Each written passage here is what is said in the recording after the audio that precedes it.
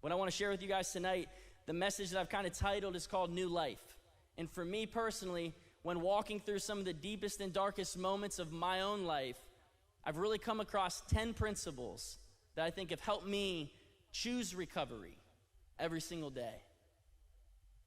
The first one, pretty simple. Pain is inevitable. John 16:33 says, "In this world you will have trouble."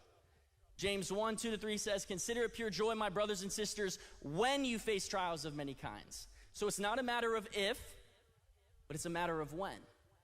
Having that understanding is very important to finding and seeking recovery every single day. For me personally, I was raised in a Christian home my entire life. I have two of the most amazing people in my life that are my parents, my mom and my dad. I'm so thankful for them. They raised me in the faith. They raised me in the way that I should go. But that does not mean that Satan has not taken over sometimes. And I have walked away from the Lord several times in my life. I'll be completely open and vulnerable. When I was going through high school, I always felt like I had to measure up. I went to a Christian private school my whole life. I knew how to speak Christianese. I memorized Bible verses. I recited them every Thursday in Bible class. I got 100s on my Bible exams. I knew it, but I didn't know him, truly.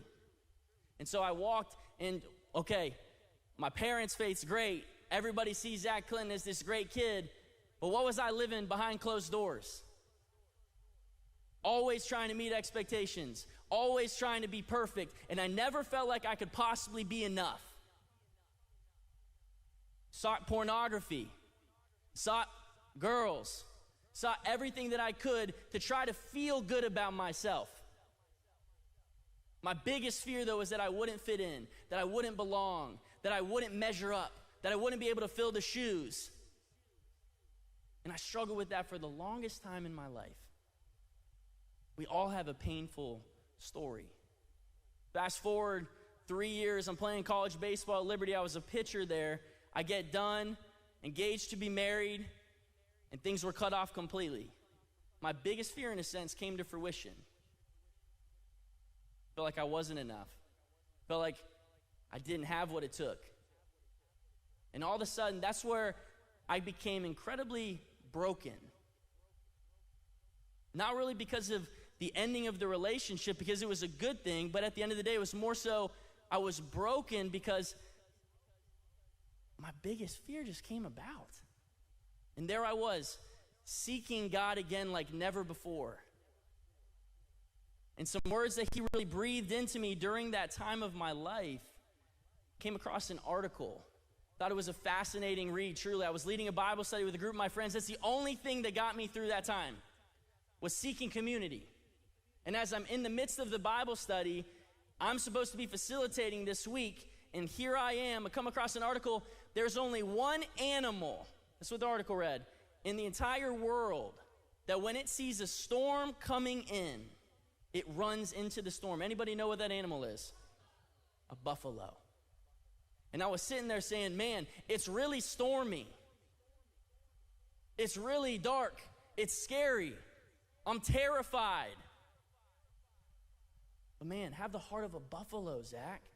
Stop trying to outrun your pain. You'll never outrun pain. Some people, they're running as fast as they can. My friends, the storm will just engulf you for longer. You can't outrun your pain, but Zach, you can outlast your pain. Stop outrunning it and start outlasting it. It's a beautiful thing when we recognize that, because pain, although it's inevitable, pain can be temporary. Eric Thomas, motivational speaker, love him to death. What he always says is that, man, pain may last a second, may last a minute, may last a day, a week, a month, a year, a decade, a century, but eventually it will subside. But if you give up now, you'll never know. You'll never know what could have been. Don't outrun your pain. Choose to outlast it. Number 2, probably one of the most important ones, your perspective steers your potential. People always ask me, so I get the opportunity of counseling part-time. So I work at AACC full-time alongside of my dad, Dr. Tim Clinton. And then I get the opportunity of counseling part-time in my counseling residency. And then I'm in school specifically in my doctoral program to really kind of become an expert in the field of sports psychology. So I love sports. So I'll talk a lot about sports tonight. I'm sorry for those that do not like sports. But here we go. Perspective steers potential. Everybody comes to me and they're like, Zach, how do we prevail? Man, how do we win? How do we overcome? What's it look like? And I always share with them this story I want to share with you tonight. In my readings, I'm reading a book by Harvard Business Review's top 10 must-reads on mental toughness. It tells of a crucible moment that a man went through by the name of Sidney Rittenberg. His crucible took the form of 16 years of unjust imprisonment in solitary confinement in communist China. It's a lot, right? 16 years. In 1949, Sidney Rittenberg was initially jailed with absolutely no explanation whatsoever. And the first year of his solitary confinement was spent in complete darkness. Didn't even see the light of day. You know why he was in prison, they found out? Because the CIA they thought he was in the CIA, so they just threw him in for no reason. He was there on a trip. 16 years in prison. When all the cellmates are going crazy, they couldn't last. Someone asked him when he got out, dude, how did you do it? How'd you keep your cool? How'd you remain calm in the midst of it? His words, I believe the reason was that they didn't understand that happiness is not a function of your circumstances, man. It's a function of your outlook on life. In layman's terms, pain can be some people's prison cells, but it can be other people's passports. And it can take you and rise you higher than you could have possibly ever gone. Some people learn the art of rising above, right? We see movies like Rocky Balboa. It ain't about how hard you can hit. It's about how hard you can get hit and keep moving forward, how much you can take and keep moving forward. I love these quotes, man. But the truth is when life knocks you across the chin, it's pretty hard to have that perspective. When I've suffered through some anxiety, some depression in my own life, when I've isolated and been incredibly lonely and not knowing what to do, when I was going through some of the darkest seasons, I went to my dad.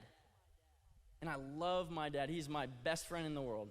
And that's what he told me. He said, bud, pay attention to what you pay attention to. Huh?